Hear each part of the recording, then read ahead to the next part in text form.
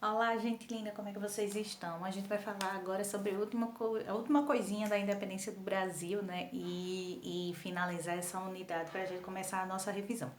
Então, nós temos aí o movimento de independência do Brasil, como eu contei para vocês, né? Ter todas aquelas especificidades, principalmente acabei acabando, né? Acabei fazendo desmoronar alguns mitos relacionados aí à independência do Brasil, né?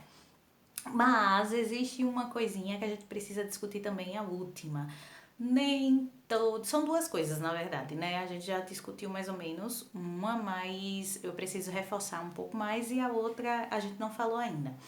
Nem todas as províncias brasileiras aceitaram a independência do Brasil assim de forma tão calma, né? Nós tivemos diversas guerras durante os anos de 1822 e 1823, justamente para mudar esse status quo de Brasil independente, né? Normalmente essas guerras vão ser empreendidas por portugueses que se localizavam em algumas províncias, principalmente aqui no Nordeste e no norte do país, né? A província do Grão-Pará e a província da Bahia vão ser uma das que mais vão enfrentar, as que mais vão oferecer resistência à independência do Brasil.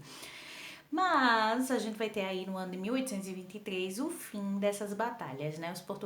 Alguns portugueses que estavam no Rio de Janeiro fogem para a Bahia, eles ajudam nessa resistência. Mas em 1823 a gente vai ver esses portugueses sendo encarcerados, né? E ficando sem suprimentos. Uma coisa interessante a ser observada nesse momento é que a independência tinha sido feita há pouco tempo, então a gente não tinha um exército, a gente não tinha forças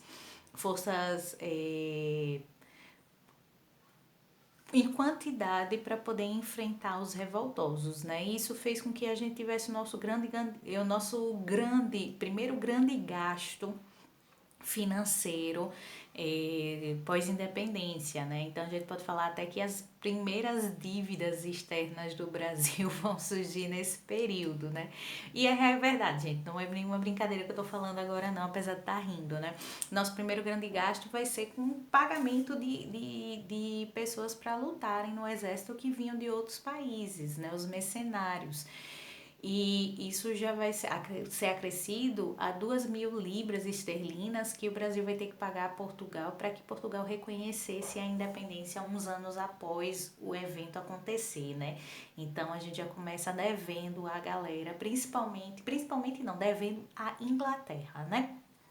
Pois bem, os portugueses acabam encurralados, perdem as batalhas de independência e a gente tem aí, em tese, o início nada pacífico do que a gente vai chamar de primeiro reinado, e é o assunto que vocês vão estudar na próxima unidade, né? Só que nós temos aí uma questão interessante a ser observada, porque nós temos diversos locais na América que vão passar por processos de independência, e esses processos de independência vão trazer consequências muito diferentes. Então a gente vai ter aí no Haiti uma participação popular, inclusive de ex-escravos e escravos.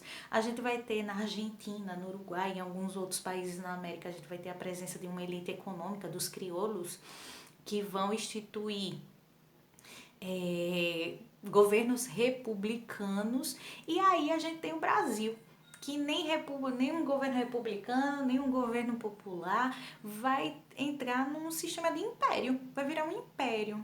Então, por isso que eu sempre falo para vocês que a independência do Brasil é extremamente sui generis, né? Porque a gente não vai encontrar outra, outro exemplo como o Brasil no mundo. O Brasil Brasil. O Brasil foi sui generis até nisso, né? Vai ser o diferentão até nisso, né? E os laços com Portugal acabam se mantendo, né? Porque o nosso imperador vai ser o trono do reino português, vai ser o herdeiro do trono português. E isso acaba trazendo algumas consequências mais para frente também para a gente, né? Como a volta de Dom Pedro para Portugal, justamente para tomar posse desse trono quando o pai dele morre. Mas é uma questão muito legal ser observada, porque de certa forma a independência, além de tudo aquilo que eu já contei para vocês, a independência também ocorre porque ocorre dessa forma para evitar que acontecesse a mesma coisa que aconteceu com o Haiti, por exemplo, né? Os escravos tomarem o governo, matarem todos os latifundiários, expulsarem todos os portugueses. Então, para evitar que acontecesse algo tão radical como no Haiti, ou então que um governo democrático, um governo republicano, democrático não, republicano entrasse e começasse a vigorar, seria mais fácil que o herdeiro do trono português fizesse essa independência. Então, assim, Portugal perde a sua principal colônia, mas não fica tão triste se a gente for levar em conta o fato de quem de a pessoa que fez, entre aspas, a gente já discutiu isso, a pessoa que fez a independência do Brasil fosse herdeiro do trono português, né? Outra coisa que a gente precisa observar nesse nosso processo de independência é que tem dois grupos aí em específico, que, apesar da transformação política, esses dois grupos, a vida deles não muda em nada. Então, de um lado a gente tem os indígenas, do outro lado a gente tem os africanos escravizados, né? Os indígenas, eles, desde o governo de Pombal, apesar do fim da escravidão indígena, né, muitas pessoas ainda utilizavam o trabalho deles de forma bastante injusta no território brasileiro. Isso sem contar o fato que eles eram considerados uma parcela sem representatividade. E, consequentemente, a obrigação deles era simplesmente a obedecer os mandos da colônia e, depois da independência, os mandos do império, né? Então, assim, para eles a gente não vai ver transformação nenhuma, muito pelo contrário.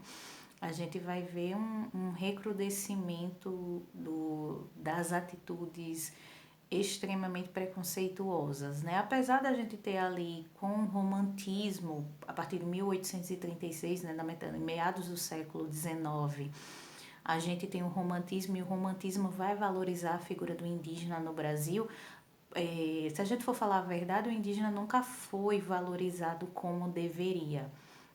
Você valorizar ele na literatura, valorizar nas artes, não quer dizer que é um valor que vai se estender em conceitos sociológicos, né, em conceitos sociais. E do outro lado a gente tem os africanos escravizados. Esses então é que não vão ter uma transformação nenhuma, né, como a gente já discutiu. Melhor, eu acho que eu discuti foi na outra escola, porque eles também estão vendo a independência do Brasil.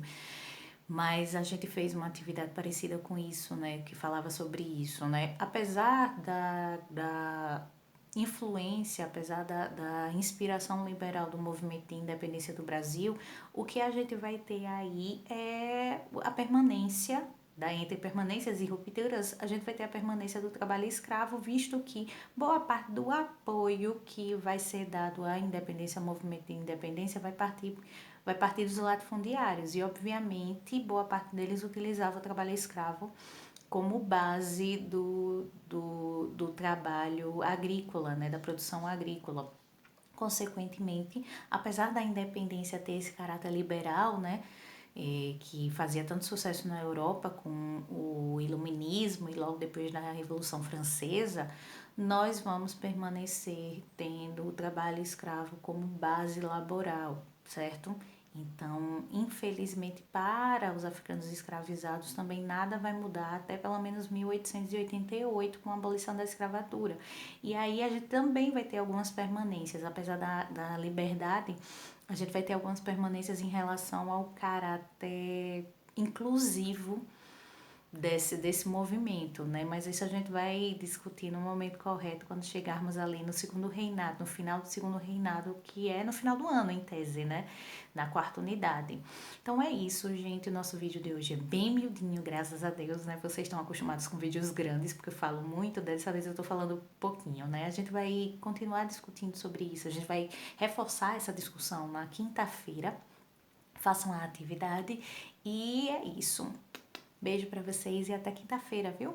Apareçam na aula.